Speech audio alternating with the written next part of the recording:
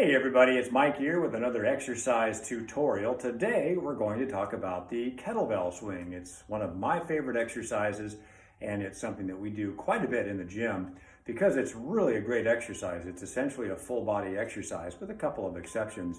But it's a very high intensity exercise and you do work a lot of the muscular systems in your body. So we'll talk a little bit about what the proper form cues to look for, some of the do's and don'ts, what a kettlebell swing is and what it isn't, and we'll kind of just cover as many of the basics as I can without going into an hour-long video. So what is a kettlebell swing?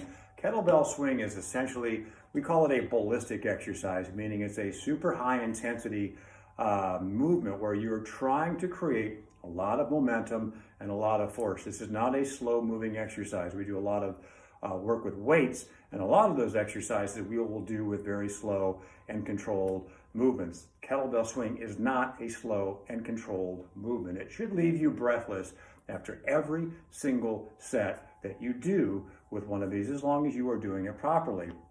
And it's funny, again, it's one of my favorite exercises, and it really should be one of yours. I do hear people say, kettlebell swings, they hurt my back. And inevitably, when I have someone say, well, here, show me what your version of a kettlebell swing looks like. And usually what happens is there's some part or multiple parts of their form and their execution that's incorrect, and that puts their back at risk. So while it's a fairly simple exercise, a fairly simple movement to get into, it's certainly a hard one to actually master. And there are some margins for error, but not a lot in terms of what makes a good swing that will actually help you versus what makes a poor swing and will actually hurt you, most particularly back here in the lower back. So what is a kettlebell swing? A kettlebell swing, again, it's that very high momentum, very high intensity exercise, and it's something that you create force using primarily your lower body. And how you generate that force is through a movement that's called a hip hinge. That's basically where you kind of fold your upper body in half, and your lower body doesn't do a lot in terms of moving any further, but it allows you, this hip hinge, this folding allows you to then engage all of these muscles that we call the posterior chain. That would be your core, your abdominal muscles, your hip flexors, your quads, your hamstrings, your glutes, and the muscles in your lower back. That's what constitutes your posterior chain, and that is the driving mechanism behind the momentum that creates the kettlebell swing. You imagine a kettlebell going along on the end of a pendulum, and it arcs back and forth. You're trying to create that arcing movement using your lower body. So it's a hip hinge exercise using your lower body. Your upper body does get some benefits, of course, because it's holding on to, your hands and arms are holding on to that kettlebell in order to not let it go and to help guide it along that arcing path that it should be taking, but you're not actively trying to lift the kettlebell to a certain point. That kind of goes hand in hand with two of the things that a kettlebell swing is not. One of them is not a squat and it's not a lift, and they usually go one leading into the other. So what it's not, I'm going to use a relatively light dumbbell so I don't hurt my back, trying to demonstrate improper form. Invariably what a lot of people will do, they'll start off the movement of a kettlebell swing and they'll start off and go and squat down. They'll kind of get the kettlebell a little bit behind them and then try and lift up and kind of sort of drive it up, so the movement ends up kind of being more along a diagonal plane, when in reality, again, you're trying to create that semicircle, that arc underneath your body with a swing rather than a squat and lift. So from the side, it will look something like this, and that is incorrect, and that will definitely put your lower back at risk, as well as it's not proper form, so you're not getting the benefits of this exercise and how it should be properly performed. So what should it look like? Well, basically, we'll start off from the very beginning of how you set yourself up. I like to go a little bit wider than shoulder width. Some people will start a little bit narrower, and that's okay. If you're going with a lighter kettlebell, you can get away with a little bit narrower stance. I've seen tutorial videos where there are some, particularly females, just because the anatomy is a little bit different, will start off even narrower than shoulder width. And again, that's okay, but once you get past a certain weight level of the kettlebell, it gets a little bit larger, and that's going to require that you go a little bit wider because of where the kettlebell swing should, what path it should follow. The path it should follow is really right in the crotch area, not way down low, and I'll talk more about that a little bit later. So you start yourself, can't really see that back here, so I'll get back on my little mat here. So you start off with the kettlebell in front of you, a little bit wider than shoulder width. Reach for the kettlebell, kind of gird yourself by actively getting your shoulder blades back and down, puff that chest out, flatten that back out, get that rear end out there, grab the kettlebell. This is going to be as low as it will ever be during the entire movement. Start off, kind of hike it behind you, and then drive it forward. And then from then on, the kettlebell will stay right in the crotch area till you lock out your hips.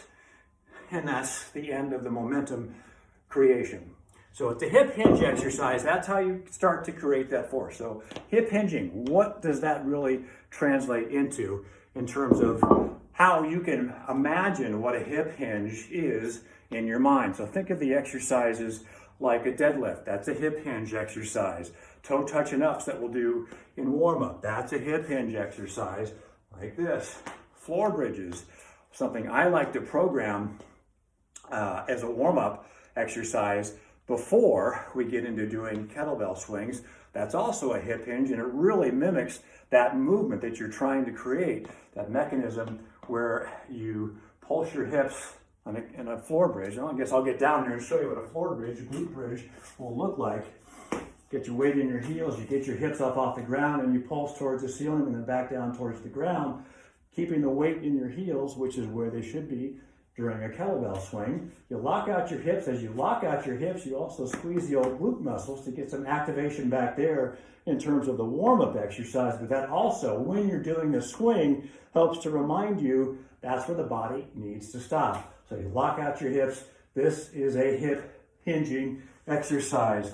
Bent over rows is another example of an exercise that's a hip hinge exercise. So deadlifts, toe touch and ups, floor bridges, and bent over rows. Those are things that involve a hip hinge. So as you're trying to imagine in your head what a hip hinge is and how I go about doing that as opposed to a squat and drive, hip hinge, deadlift, bent over rows, toe touch and ups, floor bridges, and of course, kettlebell swings. So from a side view, a kettlebell swing will look something along the lines of this. Again, as far as setup is concerned, your knees will be bent pretty much the entirety of the movement until you lock out your hips. Kettlebell's in front of you, grab it, hike it behind you, and drive forward. Lock out those hips, snap those hips. That's as far forward as you want to go. You do not want to go past vertical with your body. Some people will do that and it looks kind of like this, and that will do immeasurable damage to your lower back over time. And I think what that comes from is somebody trying to actively get that kettlebell up a little bit higher than it's traveling based on the momentum that you've created. So always keep that in your mind.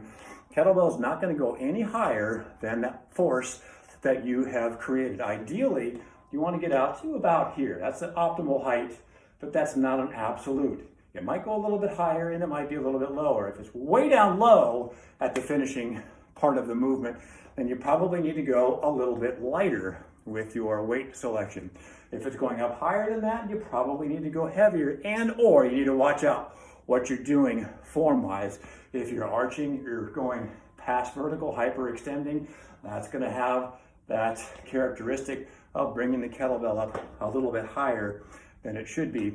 And all of this is predicated upon the fact that we are teaching the Russian version of the kettlebell swing, not the American kettlebell swing, which we see in CrossFit a lot. And that's the swing where you go way up over your head. And while that has a place, and I might do a separate tutorial on the pros and cons of that exercise versus the Russian version that we teach, I definitely don't want to see you doing that in the gym. If you don't know what you're doing with the Russian swing, definitely the American swing will not be good for you. Okay, so those are some of the basics of what the kettlebell swing is and is not. some of the things that cause people problems, some of the form mistakes that people make. We talked about that squat and then trying to actively lift it past a certain point. Don't do either of those things. One of the other elements is that even with that proper arcing movement, the kettlebell can be way down low. People try and create momentum by going on a real big sweeping movement way down low. As you're way down low, you notice that your lower back is kind of at risk because you're extended and in a sense hyperextending the other way your lower back, and you don't want to do that either. Kettlebell again should be close to your crotch, above your knees, certainly no lower than knee height during that entire swinging movement. Another form mistake that I see quite a bit has to do with the shoulder blades and their placement.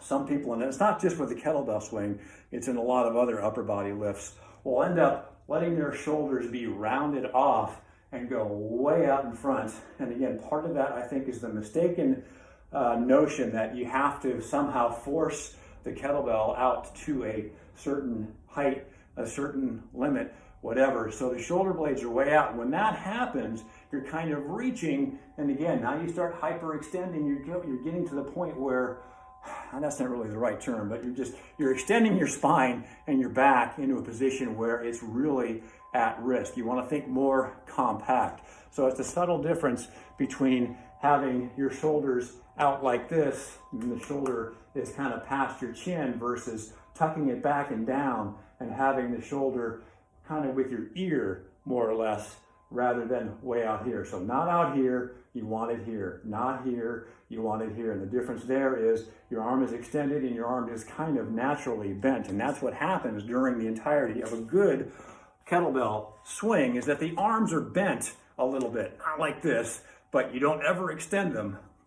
Get those shoulders back, get chest out, shoulder blades down, and the arms are bent. My arms will never ever extend all the way out. When you do, bad things can happen to your lower back. You run the risk of letting go of the kettlebell swing, or the kettlebell itself, is what I have done. Jason, sorry about that. About 5 or so years ago when I first started to try and learn kettlebell swings, yeah, I did that. Sorry. Anyway, so those are some of the form cues that you want to look for and try and avoid some of those mistakes. So to review, it's a hip hinge exercise. It is not a squat. Kettlebell stays above your knees, ideally right around that crotch area. You want to lock out your hips, use that snapping motion that you do when you do a floor bridge as a warm-up, and always do a floor bridge as a warm-up for a kettlebell swing. That will help get your body and mind put together as to what it is you are trying to accomplish when you do that movement there. That locking out the hips, that squeezing, that snap motion there, that's the signal to your brain, okay, this is the stopping point, and then wherever the kettlebell goes from there is where it goes. You created either enough momentum or not enough momentum, and adjust your weight accordingly. If you go too light with a kettlebell, especially as you get a little bit more proficient with the movement, you start to lose touch with what that pendulum feeling should look like. So more often than not, people are going a little bit lighter than they should with that swing, and therefore not, again, getting the whole benefit of what this exercise can do. But I can talk more about that another time. Let me know in the comments if you have any questions about this, and I'll cover the American versus the Russian swing and maybe some other form tips that I didn't cover in this video another time. But until then, thanks again for joining me. I'll see you next time. Take care. Bye-bye.